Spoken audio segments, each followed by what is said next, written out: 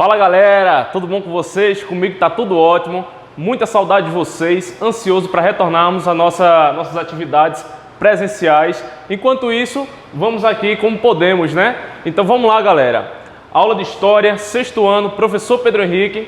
Então galera, vamos dar início ao novo conteúdo do 4º capítulo da nossa disciplina do nosso módulo, beleza? O assunto o qual estamos iniciando, pessoal, agora vamos tratar sobre a Mesopotâmia. Antes da Mesopotâmia, de a gente tratar sobre esse assunto, eu gostaria de fazer uma reflexão com vocês acerca da distribuição de água no mundo. Por exemplo, em nosso país, pessoal, Brasil, grande parte da distribuição de água, ela está localizada no estado, na região norte do Brasil.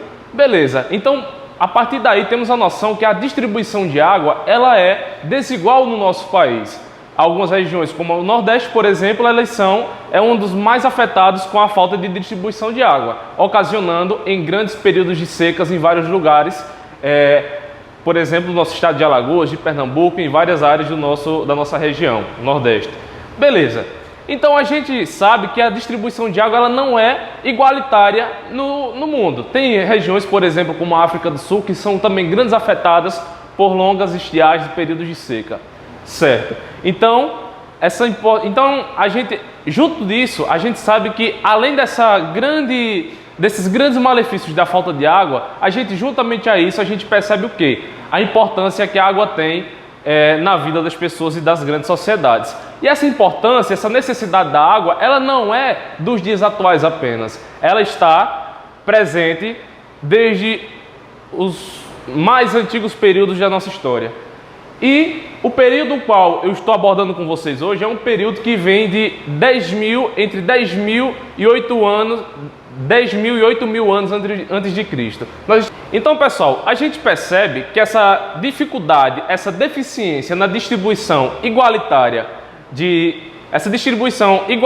que é inexistente da água pelo mundo, juntamente dela, a gente percebe a importância que a distribuição igualitária de água tem na vida das pessoas. A importância que a água tem na vida das pessoas, que o abastecimento de água tem na vida das pessoas.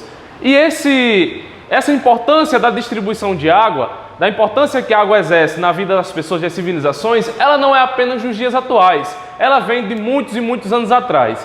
E a gente vai compreender hoje uma região que teve a presença de uma forte influência da distribuição de água, do abastecimento de água, que é a região da Mesopotâmia. A Mesopotâmia é uma região que hoje corresponde aos países como o Iraque e alguns países vizinhos. Beleza. Então, Mesopotâmia é uma palavra que significa terra entre rios. Terra entre rios. E os rios aos quais Mesopotâmia ficava entre eles eram os rios Tigre e Eufrates.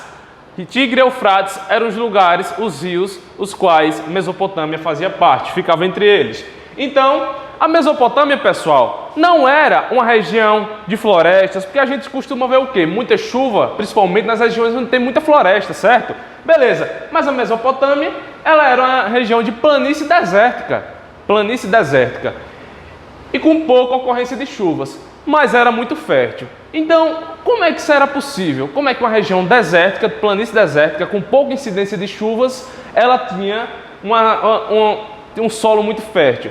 Justamente por conta dos seus rios que a circundavam, o rio Tigre e Eufrates. Então, quando as nascentes dos rios, ela descia das montanhas, quando a água descia das montanhas, trazia muitos sedimentos que trazia junto com a cheia dos rios. E quando o rio inundava essa região da Mesopotâmia, grande parte da litorânea, grande parte dessa faixa de terra da Mesopotâmia, quando o rio secava novamente, ele deixava uma série de nutrientes no solo que tornava esse solo fértil. Então, por isso que tornou-se futuramente uma terra muito agricultável, muito boa para a agricultura. Então, a gente vê aqui a região da Mesopotâmia e seus principais povos, que os povos que iremos trabalhar hoje, o cursor, por favor, Felipe. A Mesopotâmia, ela teve inúmeros povos, como os sumérios, os caldeus, os babilônios, os acádios, dentre vários outros. E os povos que vamos iniciar hoje vão ser os povos sumérios. Então, os primeiros povos que abordaremos aqui acerca da Mesopotâmia vão ser os povos sumérios, que surgiram entre 10.000 e 8.000 anos antes de Cristo, certo? Então, os surgimentos dos primeiros grupos sedentários na região tiveram a presença desses povos chamados de sumérios. Então, por que esses povos passaram a se sedentarizar nas beiras dos rios? É justamente por causa de tudo aquilo que viemos estudando no decorrer da disciplina, no decorrer do capítulo, esses mecanismos de sedentarização. Então a gente sabe muito bem que os povos eles eram nômades, ou seja, não tinham locais fixos para viver. Mas quando eles chegam na região da Mesopotâmia, encontram toda essa terra excelente para cultivo, eles passam o quê? A se fixar ao redor das margens dos rios, montar seus primeiros povoados para fazer o quê? A prática da agricultura. Então eles começam o quê? Começam a cultivar alimentos. E eles não eram atraídos somente pelo quê? Somente pela agricultura. Eles também eram atraídos pelo quê? Pela água farta e as terras cultiváveis. Então, se a terra era boa e tinha muita água em fartura, dava para você cultivar alimentos, criar animais e dar de beber e comer para esses animais e ainda se autoabastecer com água, né? Então esses povos, eles começam o quê? A construir cabanas simples e passaram a cultivar o trigo, legumes, cevada e tâmaras. Ou seja, começa aí uma diversidade de cultivo, uma diversidade de alimentos que passam a ser cultivados. Então, como eu falei, domesticação de animais. Essa domesticação de animais, os principais animais eram o boi, porco e a cabra. Então, com o passar dos anos, eles passam a multiplicar e se distanciar da margem do rio. Beleza. Por que de início os povos mesopotâmicos eles ficavam na beira do rio e depois passam a se distanciar? Vocês lembram que eu falei que o quê? Que as pessoas, os povos, eles passavam a observar o quê? As dinâmicas da natureza. E quando eles passam a observar as dinâmicas da natureza, eles passam a ter uma noção de quando determinado fenômeno natural vai acontecer. Então, os povos passaram a memorizar e calcular os períodos das cheias dos rios. Então, quando os rios entravam lá na previsão deles que ia encher e ia inundar determinada região, eles já estavam cientes disso. Então, eles passam o quê? A construir suas residências, suas propriedades, suas terras, seus acampamentos mais distantes das margens dos rios, que é para ter o quê? Mais segurança para o seu povo. Então, os povos, eles passaram também a inovar. Eles passaram a inovar. Aí beleza, então o rio abastece a sociedade, a região, mas tem um período que o rio seca. Então as pessoas, elas já sabem que o quê? Que o rio ele não vai estar inundado durante todo o período. Então eles passam a buscar alternativas de melhor aproveitamento dessa água do rio. E como é que vai ser essa alternativa? Eles começam a construir diques, canais de irrigação, fazer o que hoje chamamos de barragem, várias formas de estocar a água, né? De guardar a água. Então, construção de meios para aproveitar melhor essa água. Então, quanto mais água eu tenho, é lógico, quanto mais água eu tenho, mais possibilidade eu vou ter de cultivar alimentos, né? Mais possibilidade eu vou ter de cultivar alimentos. Então, quanto mais água, mais alimento, quanto mais água, mais alimento, e quanto mais alimento, menos pessoas morrendo de fome, e as pessoas vão, o quê? Vão vivendo mais, vão multiplicando mais os seus povos, e quando mais multiplica os povos e menos morre, aumenta-se o quê? A população de um lugar. Então, aumenta a produção agrícola, aumenta a população, e os povoados vão se transformando nas primeiras vilas e cidades, né? Então, as pessoas vêm em conjunto, como nômades, se fixam em um lugar, começam a formar as primeiras comunidades, os primeiros povoados, depois avançam para vilas, tornando-se futuras cidades. E é aí que vão surgir as cidades sumérias, né? Então, pessoal, começam a surgir o quê? As primeiras cidades, conforme eu disse. Então, beleza. E essas cidades, elas têm uma peculiaridade, uma particularidade em relação às cidades conforme conhecemos hoje. As cidades, elas só eram chamadas nessa época, são conhecidas como cidades-estados. E elas começam a surgir cerca de 3 mil anos antes de Cristo, na Mesopotâmia. E ela estava muito diferente.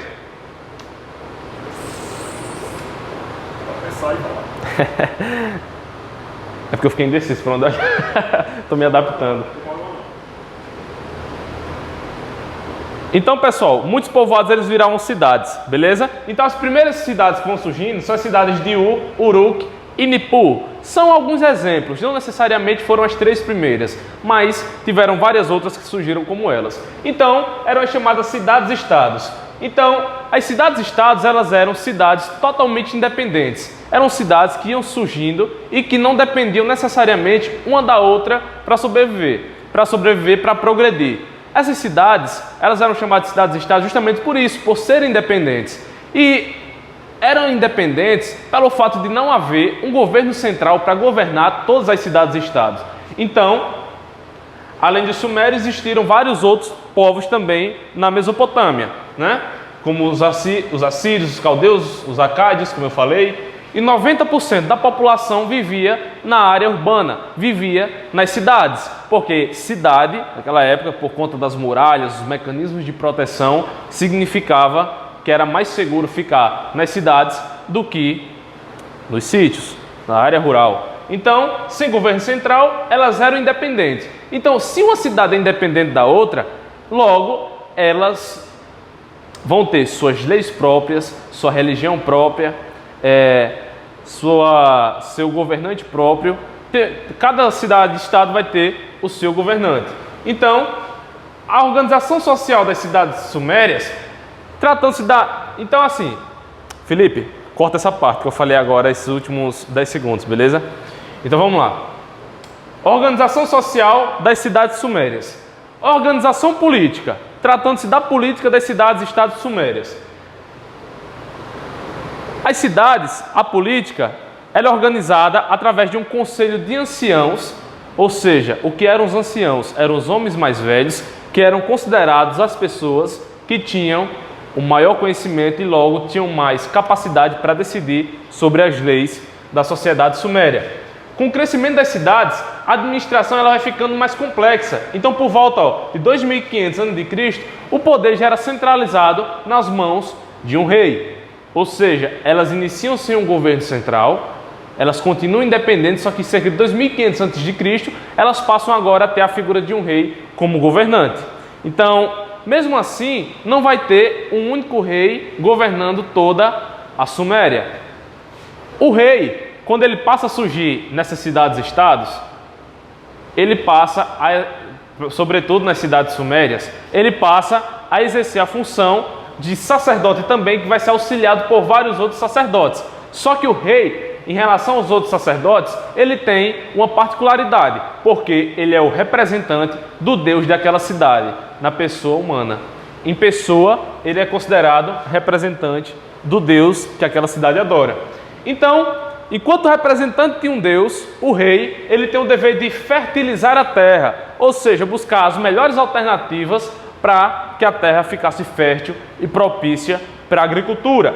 Ele tinha o dever de defender a população contra os inimigos. Então ele tinha a obrigação de formar e fortalecer exércitos para proteger contra os inimigos que possivelmente viriam a invadir sua cidade. Ele era responsável também pela justiça e a conservação dos templos. Ou seja, o rei ele também era sacerdote principal daquele templo e ele tinha a obrigação de conservar aqueles templos. Então, está aí a figura importante dos reis na sociedade suméria. Então, também tinha os altos funcionários públicos e os chefes militares. Os altos funcionários, eles eram o quê? Um grupo privilegiado que ajudava o rei a administrar as cidades.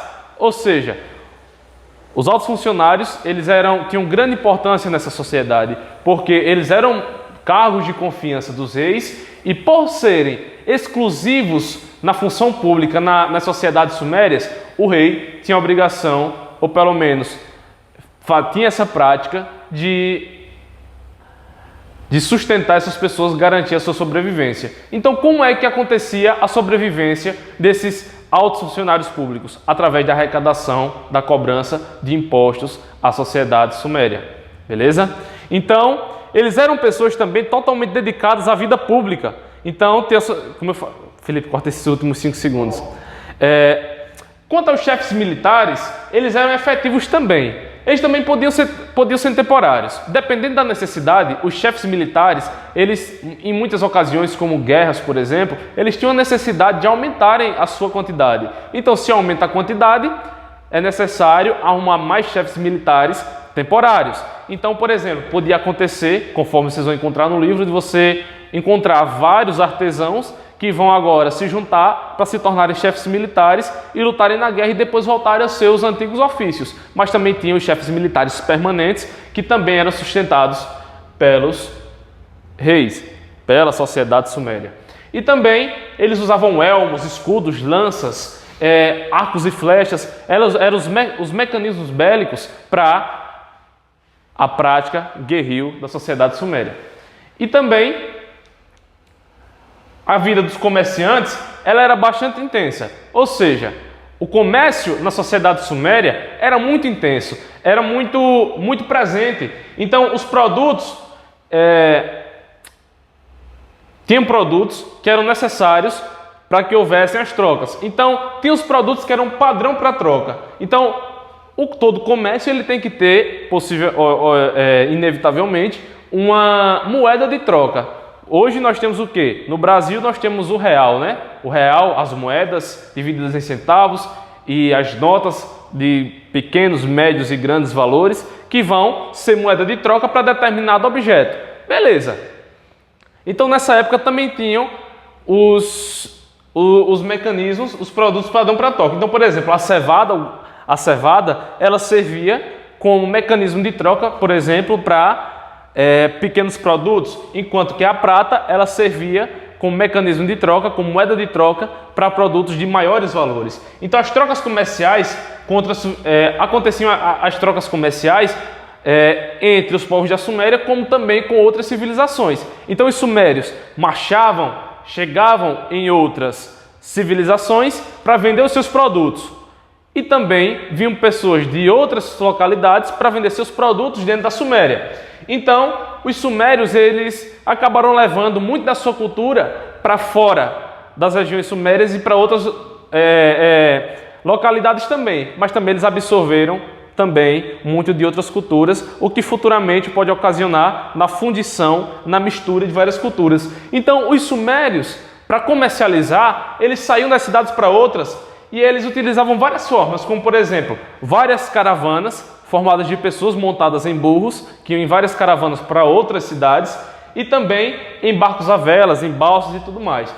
E também tinham, é importante frisar, pessoal, nessa questão aqui, os escribas, a função dos escribas, que era muito importante na sociedade suméria. A escrita ela foi inventada, pessoal, por várias e várias civilizações. Em vários lugares, ela foi acontecendo, sendo inventada de forma diferente, de acordo com a necessidade daquele lugar. Na Suméria, não foi diferente. Ela surge, mais ou menos, começa entre 3.500 e 3.000 a.C., por conta da necessidade dos sumérios de controlar o pagamento de tributos e o registro também de várias mercadorias. Então, quanto mais mercadoria, mais necessidade se tem de registrar. Então, uma grande opção para isso é o quê? A escrita, né? Então, a escrita, pessoal, era função exclusiva dos escribas. Os escribas eram ofícios, profissões muito importantes e que necessitavam de muito estudo para ser um escriba, porque demandava muitos anos de estudo, porque a escrita ela não era muito simples, já que existiam mais de 2.000 sinais que serviam como escrita para marcação de pagamento de tributos e tudo mais. E também tinham, só para a gente finalizar essa parte do nosso conteúdo, a outra parte a gente continua na próxima aula, tem a questão dos trabalhadores livres e os escravos. Os trabalhadores livres e os escravos, eles eram a base da pirâmide social na Suméria, nas cidades sumérias. Então, eles eram a base, eles estavam lá embaixo, mas eles eram a base. Eles davam sustento a essa sociedade. Porque os trabalhadores livres, como artesãos, agricultores, ceramistas, carpinteiros, todas essas profissões que as pessoas são livres para exercê-la, eles tinham que prestar serviço às pessoas mais ricas para vender os seus produtos. Então, eram também a base da economia. E os escravos eles podiam ser de várias origens, seja por prisioneiros de guerra, seja por dívida, por várias formas, eles podiam ser escravos, que eles estavam sujeitos a castigo por parte de seus donos. Então, pessoal, Sociedade Suméria, primeiro povo que trabalhamos acerca do lugar chamado Mesopotâmia, lembrando que Suméria é apenas um dos povos e os outros a gente estuda mais para frente, beleza? Então, na próxima aula nos vemos e forte abraço para vocês, galera. Beijão!